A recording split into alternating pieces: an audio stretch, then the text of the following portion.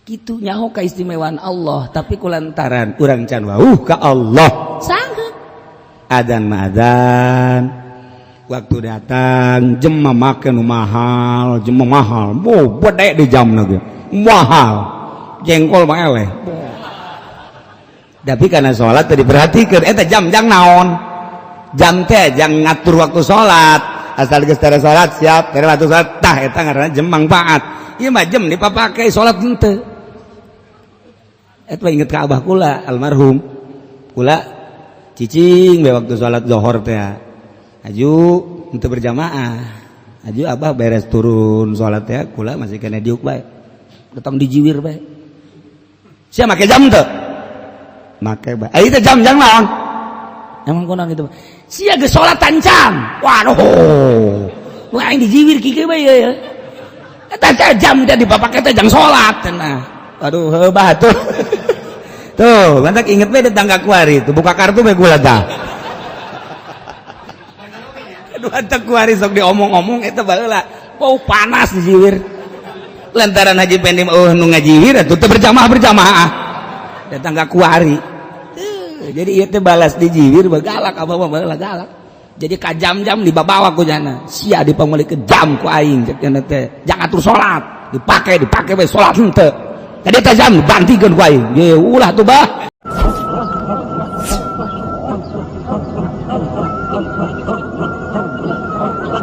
Cik Abu Said uring mah ngaluarkeun zakat sakumaha uring ngaluarkeun di masa Kangjeng. Kuari mah di model-model dihulah dihelah ngarah gampang, makin ngagampangkeun ka agama makin tereh moal ngaluarkeun, makin ngagampang-gampang makin ipis iman urang. Contoh urang deuk salat ngagampang-gampang lah moal salat sunnah lah langsung bae farduna sapira sunnah sakali dua kali kebal-kebal nu wajibna gen teu kebal-kebal nu wajibna gen teu teh eta gampang-gampang kana ibadah kos kitu. Urang salat tahajud tuh genep rakaat isuk malah 4 bae isuk malah 2 bae aja cukup 2 ge nu penting mah hudang bae kebal-kebal moal tuh cek masing-masing teh putih lo kabimah teh kos gitu teh.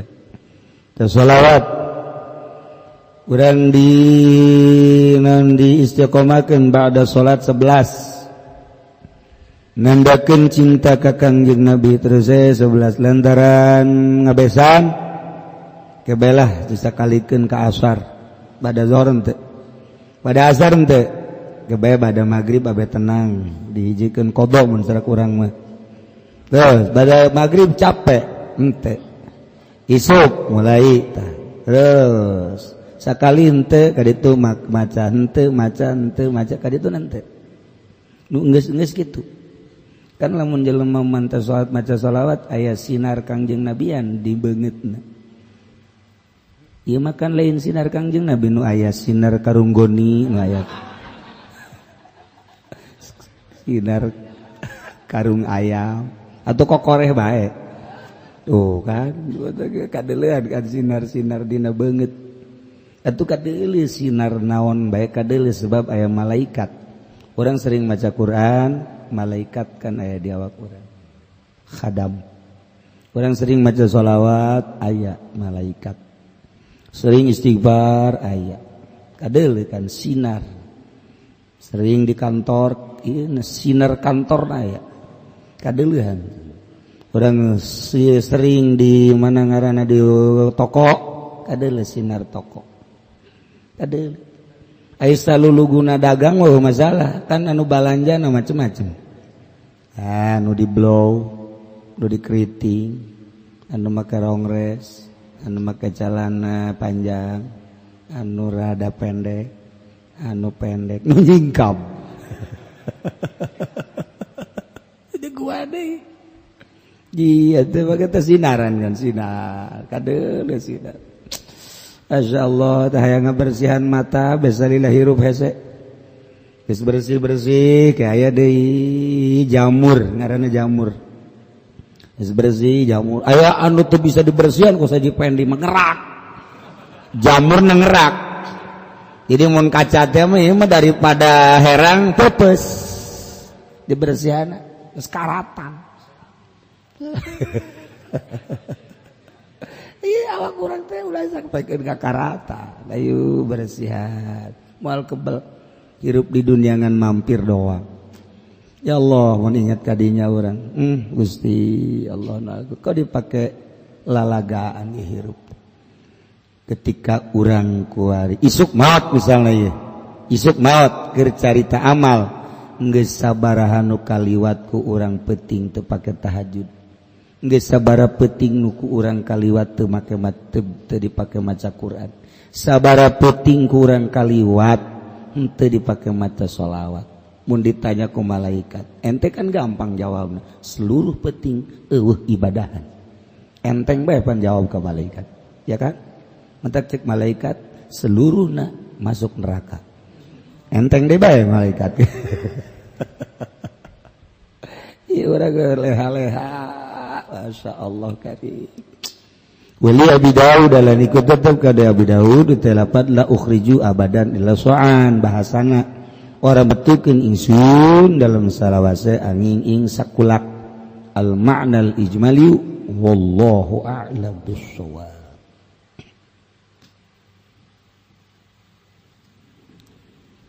Bismillahirrahmanirrahim fal ma'rifatu maka utawi marifat ala nawain utetep ingat rong warna marifati sifatillahi ta'ala siji marifat ing sakehe sifat Allah ta'ala wa marifati zatih lan marifat ing zat Allah fa marifatu sifati takunu halul jismi fid darain maka utai marifat sifat iku anaya ma'rifatus sifat iku dungduman hazal jismi iku dungduman jisim ing dalam dasaror wa ma'rifatul zat lan utai marifat zat takun iku anaya ma'rifatul zat hazal ruhil qudsi fil akhirah iku dungduman ruhil qudsi ing dalam akhirat kama qala Allah ta'ala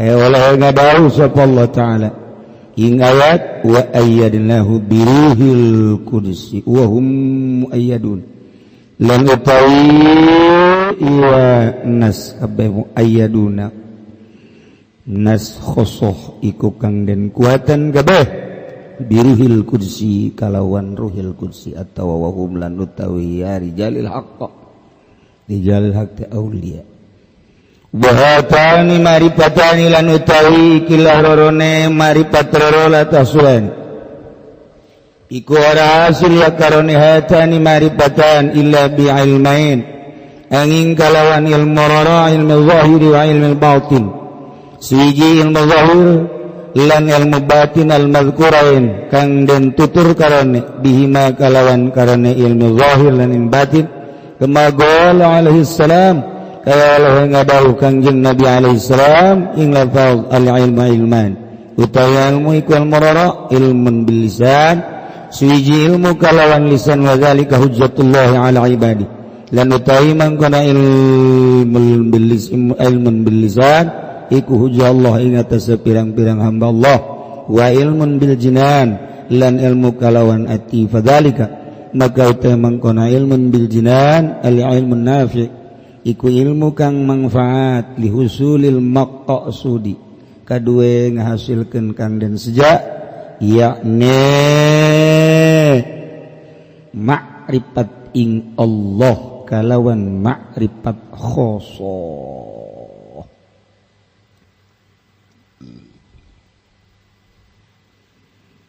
urang hirup menang ngadamal Allah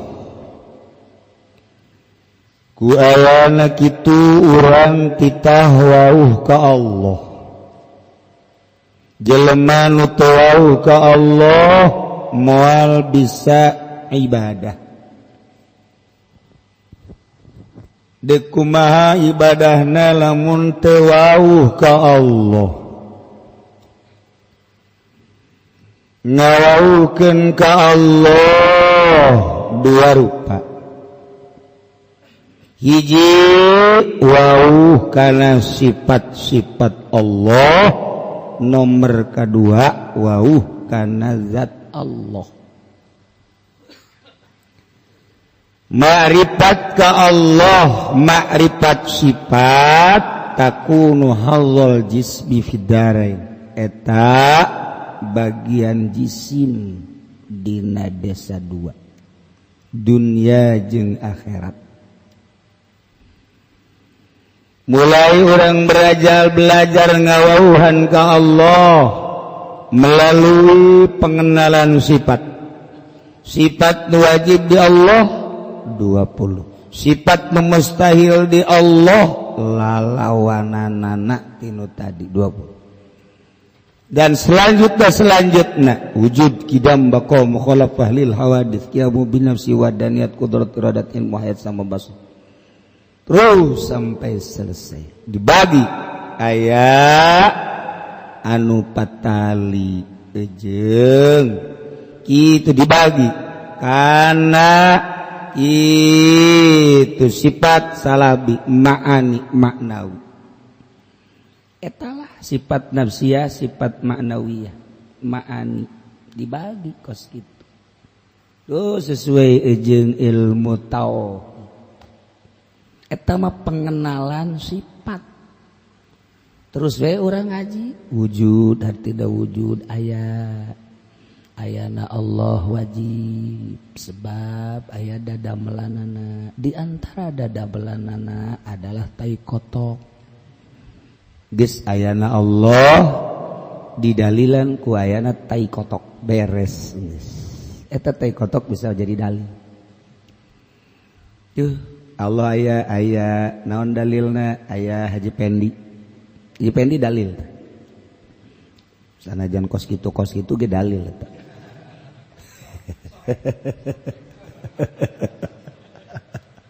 tuh kan Allah aya naon dalilna aya dada melanana mustahil aya dada melana eueuh anu ngadamelna percis kos ayana tapak kebo mustahil eueuh kebona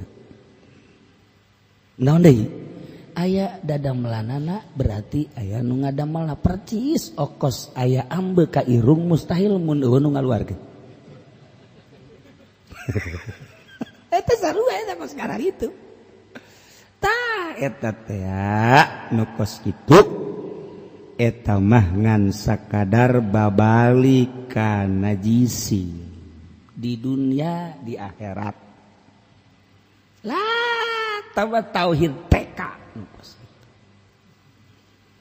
atuh dinazomkeun malah dimarawiskeun malah didangdutkeun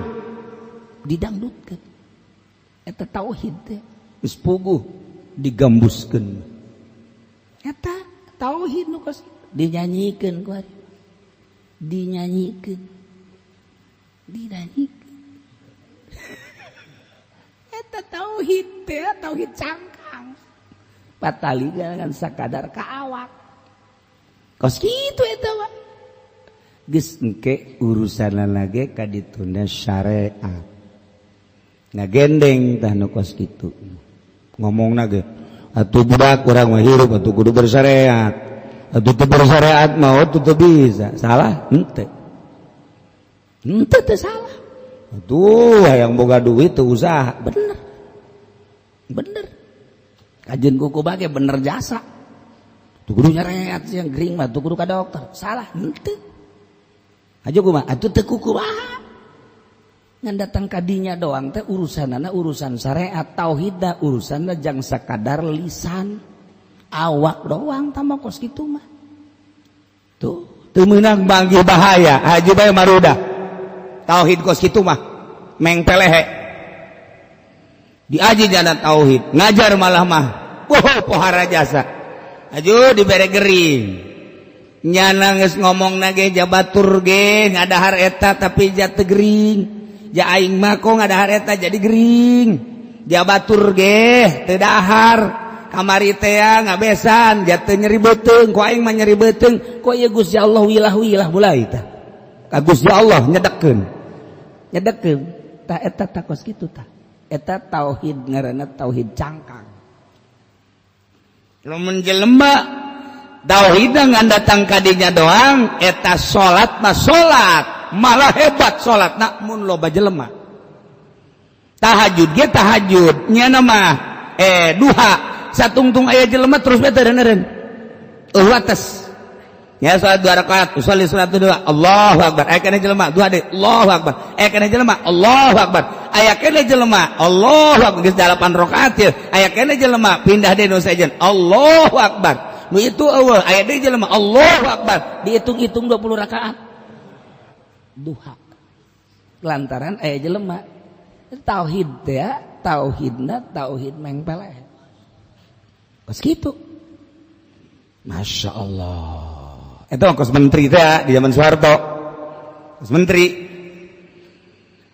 kiai ngabahas tahajud bahwa solihin itu tidak ada yang tidak bangun malam minimal 2 rakaat apalagi kalau wali Allah menghidupkan meramaikan malam dengan ibadah kepada Allah yaitu tahajud tuh dibahas tak kiai beres menteri beresnya menteri kalau tadi kiai membahas tentang tahajud di malam hari alhamdulillah saya telah bisa tahajud siang malam hebat kalau kiai coba tahajud malam saya sudah melaksanakan siang tahajud terus goblok teh tanya ke Pak Harto bagaimana Bapak juga tahajud siang ya saya juga udah bisa siang malam sarwana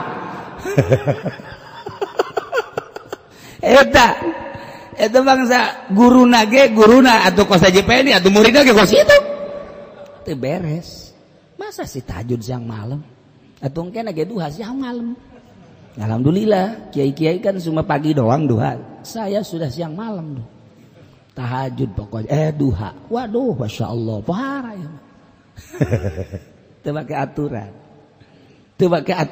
termasuk Rajeng Soeharto teh anak-anak ini Masya Allah umur segini udah bisa 30 juz nanti kalau udah besar mah bisa 40 juz ini mah talar Qur'annya eta kan jadi tetep baik lamun aya jelema lain ahli agama ngomong agama pasti disoledat engke ge lamun aya jelema lain ahli politik ngomongkeun politik disoledat kos kula atau ngomong-ngomong politik sering disoledat itu kajian teuing aing ieu sabira aing disengsarikeun ku ahli politik sadaekna sia jeung serikeun aing eta emang aing mah bodoh ieu eta keur ngomong wae ngan bodoh-bodoh ge aing geus pisan ropong sia ka neraka beres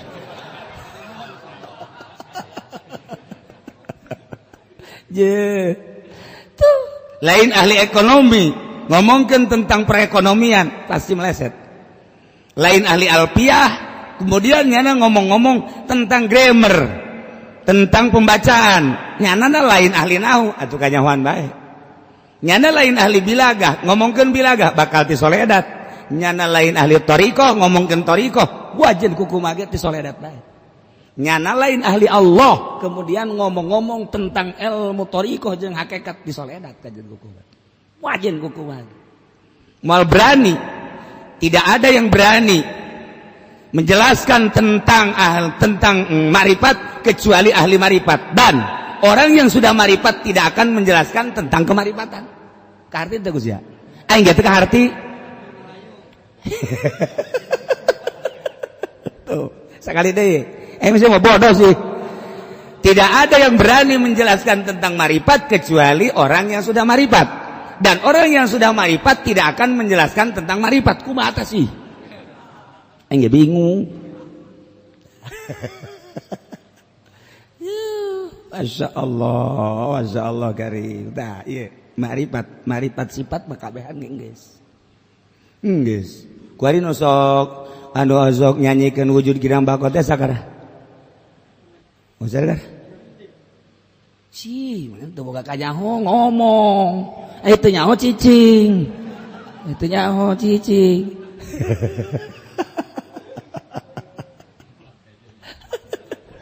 mah nyanyahoanan ngaranna kan eta nu kitu nu ti heula maka dituna.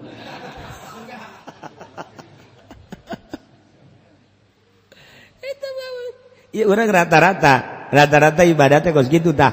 Jadi sangeuk sebab teu dibere ngeunah. Nu mantak teu dibere geunah nu timbul sangeuk lantaran teu wauh ka Allah. Teu wauh ka Allah mah teu sangeuk. Urang kuari titah datang ka imah gitu. Bintang film nu ayeuna teh sakarah? Nu tenar teh nu bagus nu geulis teh sa? Ngomong. Geus tarolah sia mah teu nyaho nu kuari keur tenar mah da nu buburigilan da. Ola be ola. Maleh ayeuna ente tidak ka imah ola embung. Kunaon sih hiji teu wauh nomor kados dicarekan. Sebab naon gitu? Sebab eta teh sangeuk we sangeuk sebab teu wauh. Kajen teuing hayang nyaho nyana osok narima tamu urang embung sangeuk ka ditu. Kitu nyaho kaistimewaan Allah tapi kulantaran urang can wauh ka Allah. Sangeuk. Adzan madzan. Waktu datang jem make nu mahal, jem mahal. Bo bede di jamna ge. Mahal. Jengkol mah eleh. Tapi karena sholat tadi diperhatikan, eta jam jang naon, jam teh jang ngatur waktu sholat, asal geus tara sholat siap, tara waktu sholat tah eta ngaranna jam manfaat. Ieu mah jam dipapake sholat henteu. Eta inget ka abah kula almarhum, kula cicing we waktu sholat zuhur teh, aju henteu berjamaah, aju abah beres turun sholat teh, kula masih kena diuk bae, datang dijiwir bae. Sia make jam teu? Make bae. Itu jam-jam naon? Emang kunaon gitu. Sia geus salatan jam. Waduh. Wah aing dijiwir kieu bae ya. Eta jam teh dipapake teh jang salat cenah. Waduh heubah tuh.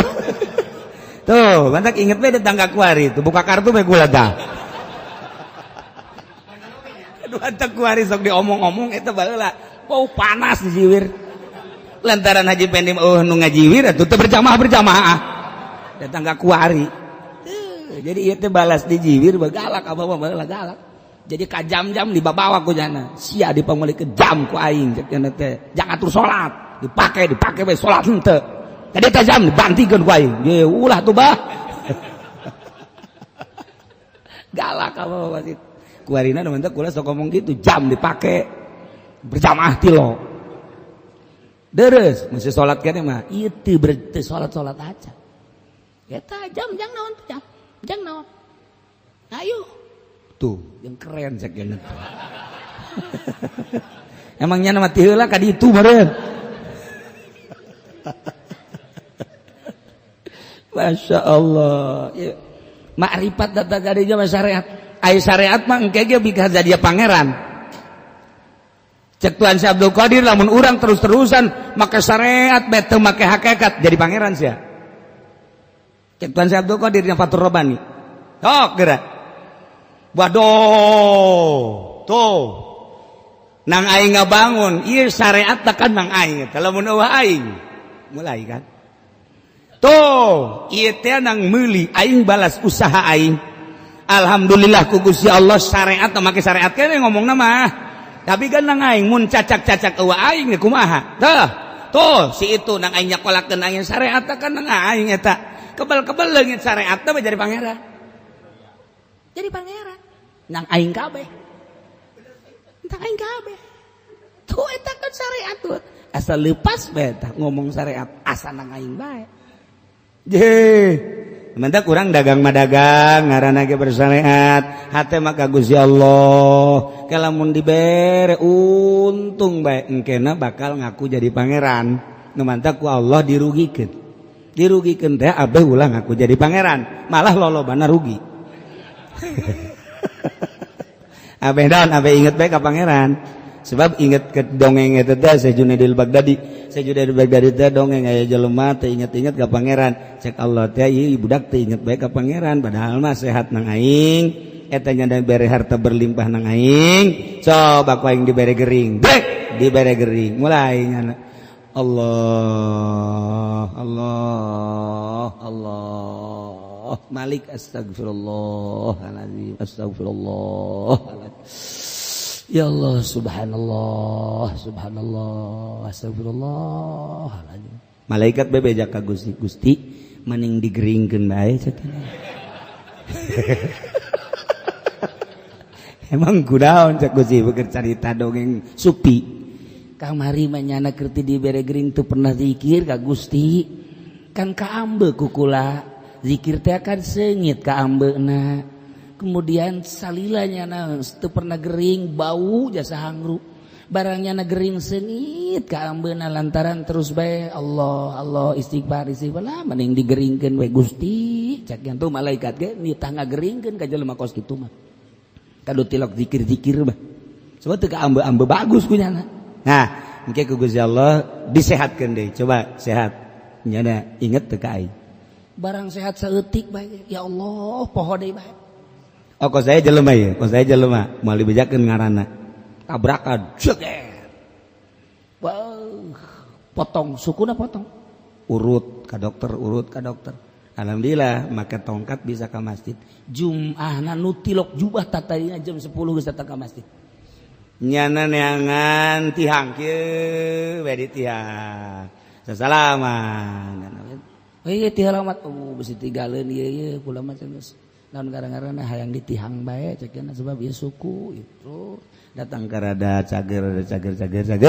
masih kena tah make tongkat barang teu make tongkat boro-boro di tiang teu Jumaah eta teh jelema teh berarti bagusan kene dibere tabrakan deui tabe Jumaah deui tauhid sifat kos kitu bae teu meunang dibere gering aral teu meunang dibere rugi aral teu meunang dibere susah aral tauhidna tauhid sifat eta mah tauhid awam eta mah tauhidna tauhid lumrah TK nu kos kitu ambalayah eta mah tauhid kos kitu mah cek tuan seh eta mah kos kitu mah teu kadeuleu tauhidna oh sapira eta mah hazal jismi fid darain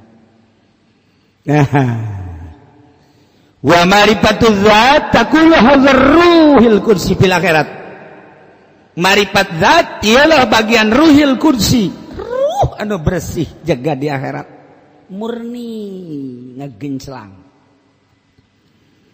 lewat tinu tadi melalui pembersihan batin nyana nyekalakeun awak aya lelembutan di jero lelembutan teh aya panyakit aya laum aya hawa aya makruh aya ujub aya gibah aya riya picen aya kitu jahlu aya bodoh aya hubul jahumul mal hubur dunia hubur riasa picen kabeh dibersihan sedemikian rupa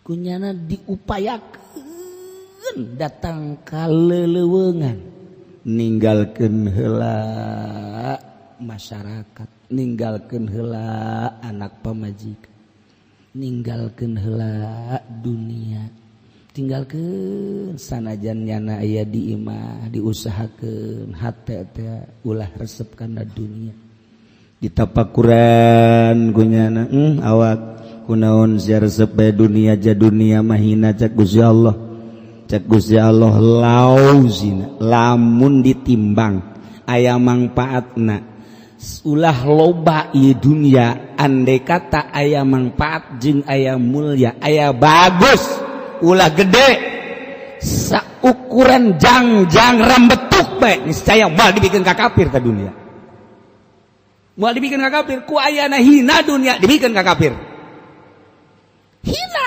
entak dibikeun ka anu hina deui kulantaran mukmin mah mulia teu dibere dunia sebab kotor masa sih kudu dibawa kuno mulia tuh kan keur ngaji mah bener oge ya jadi lamun aya jelema hudang neangan dunia datang ka peureum dunia keneh bae eta teh hook jasa urang mulia neangan nu hina bae datang ka gelut-gelut berebutkeun nu hina datang ka poho ka Gusti Allah lantaran ngupayakeun nu hina nuhina datang ke orang poho ka Gusti Allah rugi engke di akhirat hina dunia eta di kitu-kitu bae ka Gusti ka hate awak sia teh ieu masyaallah kunaon budak-budak nu hina bae Deres dagang mah deres, ngudag-gudag nu hina ge emang parantina. Deres nyana bisnis ge ngudag-gudag nu hina. Ieu mah ceramah make ayat, make hadis, neangan nu hina. Goblok.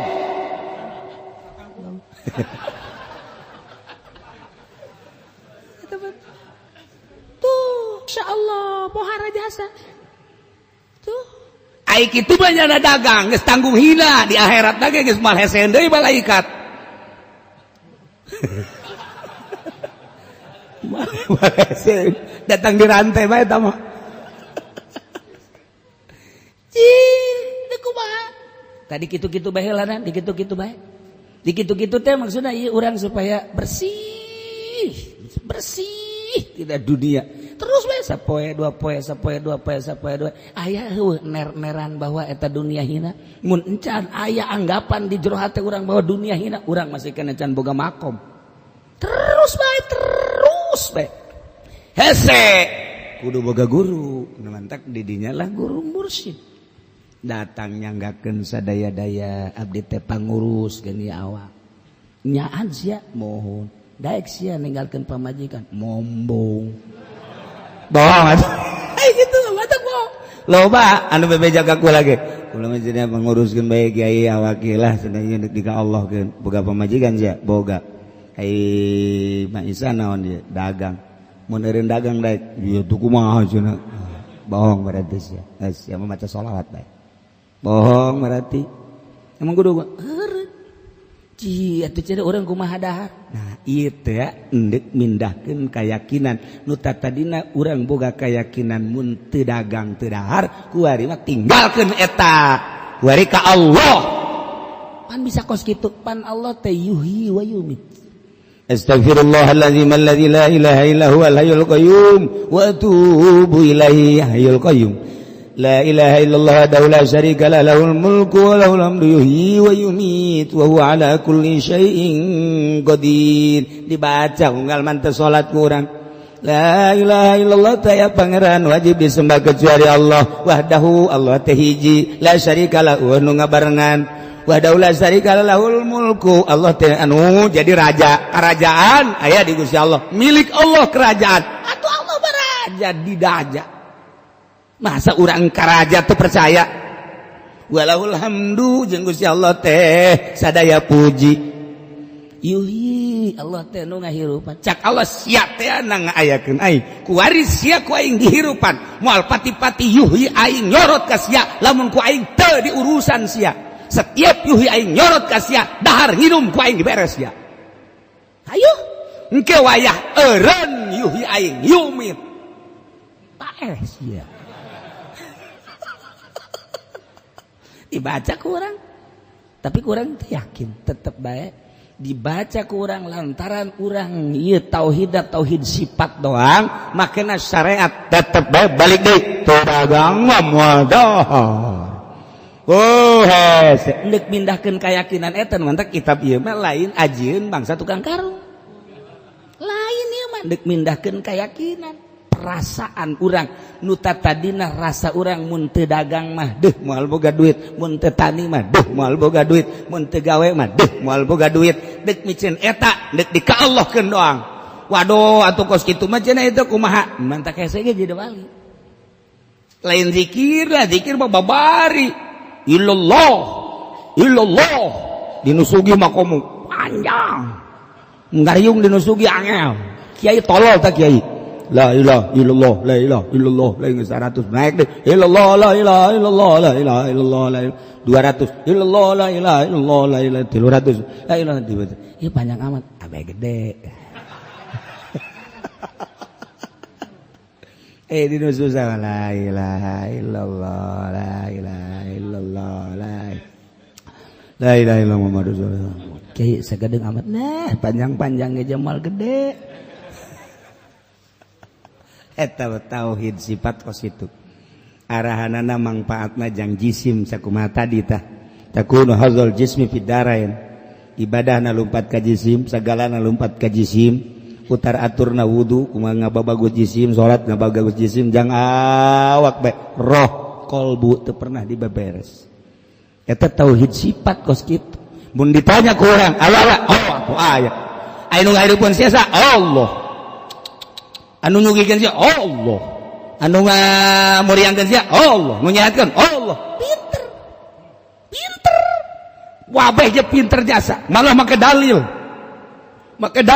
lagi geus teu kudu henteu cukup make naos make mantek segala rupa martil lagi boleh deh atuh hebat jasa kiai emang teu hebat kitu lamun ngaji tauhid hebat jasa beuh lamun geus ngabahas tauhid make alatna yakni makulat beuh pohara jasa innal makulati ladaihim tusaru fil asyi wa hiya jauharun wa hiya aradun wa jauharun dulur sing hade bahwa aya johar aya arad johar anu kitu makom abi nafsi ari arad anu kitu makom abi gairi johar makom abi nafsi arad makom abi gairi arad engke bakal kabagi aya 9 ieu kabeh maujudat mumkinat johar arad eta kabeh adalah nu mungkin Allah lain johar lain arad wow jago jasa mulai kuari di dalilan nu makoma bi nafsi bet makoma bi gari bet ndek nyaritakeun ngamurnikeun Allah melalui dalil hebat jasa hebat lain lalagaan make alatna segala rupa geus nas Al-Qur'an geus hadis geus mantek geus make makulat hebat jasa dibere teu boga duit ingat tutulungan Gusti ya emang kuna gitu aing teu boga duit jasa ieu mana pamajikan ada muriang anak deh aduh di rumah sakit eta ngaranna tauhid meng peleh di makulatan tinggal di makulatan tauhid anu hebat he awak aing sehat nang Allah gering nang Allah sodor aing minta tulung ka sia ndek ka Allah bae aing mah hirup nang Allah paeh ge menang Allah guys kumaha Allah bae keur ngaji mah mantep giliran bae keluar ngaji boro-boro gering teu boga cai bage teu boga cai walah wah weuleuh tah dek jadi wali teh hese dek masrahkeun sadaya-daya ka Gusti Allah urang kuari kieu baheula ai tauhid sifat baga datang ka dieu panjang tah dongengna kieu urang beurang aktivitas terus maghrib urang carita ngaji datang ka isya terus aya deui riungan tetangga beneran ngariung datang ke jam 12 balik ka imah dele jambu jam 12:30 aduh besi kaberangan ya subuh ya hayang hudang ti peuting ya hudang we jam 3:30 jam 3 hayang we hudang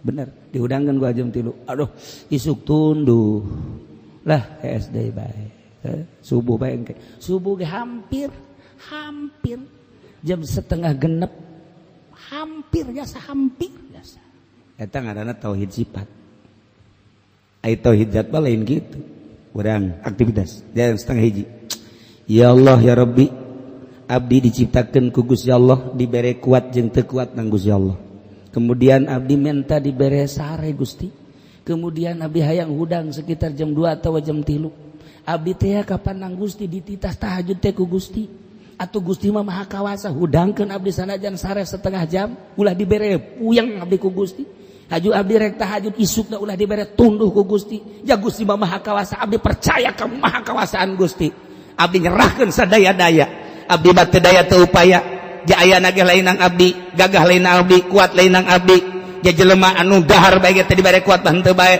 abdi dek nyerahkeun sadaya-daya ka Gusti mangga nyanggakeun sadaya-daya abdi nu Gusti abdi hayang hudang jam 3 HS jam 1:30 set setengah jam dihudangkeun ku Gusti alhamdulillah teu puyeng terasa bareng jeung Allah langsung mandi langsung wudu salat sholli sunat tahajud Allahu akbar masyaallah tahajud teu salam-salam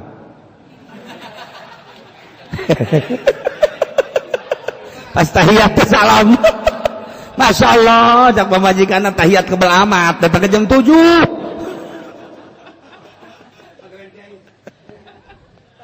moal diserahkan ke Allah mah.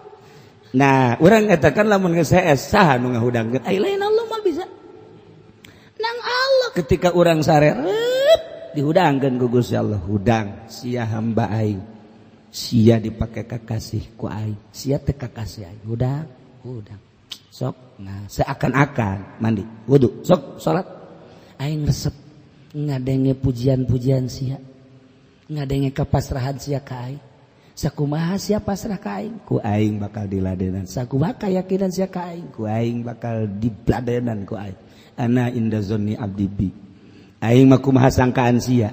Sia boga sangka bahwa nu mere kuat aing mere ka sia. Sia boga sangka anu mere gagah teh aing mere. Sia boga sangka anu bakal mere bisa teh ibadah aing bakal dibere sia. Madak ulang urah boga rasa nang aing. Lamun urang boga rasa nang aing sakit tuh bakal diberi capek. Nah melalui tauhid zat dibagilah ku ari kurang tauhid sifat, tauhid asma, tauhid af'al, tauhid zat. Mimiti urang berangkat tina tauhid af'al supaya af'al teh kaharti ja Allah tegas kajelaskeun fa'alul lima yurid. Ku ari kurang terus we dianalisis, diasupkeun ka jero hati. Allah teh anu migawe urang, lempang teh digawe nang Allah fa'alul lima yurid. Diuk teh pagawean diuk nang Allah fa'alul lima yurid. Kicep teh pagawean kicep nang Allah fa'alul lima yurid. Denge teh pagawean denge nang Allah fa'alul lima yurid. Wabeh kamamana kumaha ge ieu teu kaluar tina pagawean Allah, lempangna nang Allah, diukna nang Allah, asupkeun ka jero qalbu urang selusup oreng nang Allah. Terus sapoe dua poe tilu poe engke karasa ketika menang Allah Gusti teu daya teu upaya la haula wala quwata illa billahil aliyil azim. Horenganan henteu ngabalang hiji jelema kecuali malangkeun teh nang Allah. Henteu datang eta panah ka ditu kecuali nu ngadatangkeunana Allah. Henteu ragag eta barang bang di luhur kalapa kecuali ragagna menang Allah. Ragagna kahandap dikenakeun kana naon kecuali menang Allah. Eta teh anu asli atau anu tawalud kabeh ge menang Allah. Fa'alul lima yurid. Asupkeun ka jero hate mulai kabeh menang Allah. Asa aya Allah teh urang lengkah nang Allah, urang kadi nang Allah, urang kadi nang Allah. Asa babarengan bae kan jeung Allah teh mantap. Moal aya capek engke mah kadituna moal aya waktu. Moal aya waktu teh kapan panon poe? Panon poe teh anu ngaleumpangkeun Gusti Allah. Ketika urang geus deukeut jeung Gusti Allah, aing makhluk panon poe bisa nurut lantaran sama-sama makhluk. Sesama makhluk tidak boleh saling mendahului. Ji atuh kajian Nabi Yusa perang can anggeus kumaha gitu. Ya Allah ya Rabb, apan ieu teh perang dititah ku Gusti sementara can anggeus ieu perang. Ieu panon poe teh pan endek datang endek surup. Lamun ieu panon poe disurupkeun moal beres ieu perang, abdi deuk kadatangan malaikat tukang narik panon poe. Hei malaikat eureun heula sia. Heula ulah waka disurupkeun ieu. Emang enon can beres perang eureun. Awas ya diancam ku sia. Lamun terus bae diseret datang ka surup awas ku sia. Oh tuh cenah ya bae kan ampura. Ditahan ku malaikat. Perang beres setengah jam kemudian beres. Malaikat silakan. Bakarak narik malaikat bebeja ka Gusti tah sih bagawat teh mah. Tuh sama-sama makhluk. Je ahli hakikat bagus kos karari itu. Emang kumaha gitu? Kos kitu kesa kedeung deui di Kangjeng Nabi Musa, Kangjeng Nabi Harun maot, engke bakal nu ngalanjutkeun Kangjeng Nabi Yusa nu ngora bakal nu kolot modal eta. Wallah. Ieu marifat zat. Nah, kakarak awalan, marifat sifat mah kos kitu mah tinggal urang jaritakeun marifat zat. Mulai ti marifat af'al, mulai ti tauhid af'al, naik kana tauhid sifat, naik kana tauhid kitu ahwal, kemudian asma gitu. Kemudian kaharti af'al, kaharti sifat, kaharti asifat, kaharti af'al, kaharti asma bakal kaharti sifat.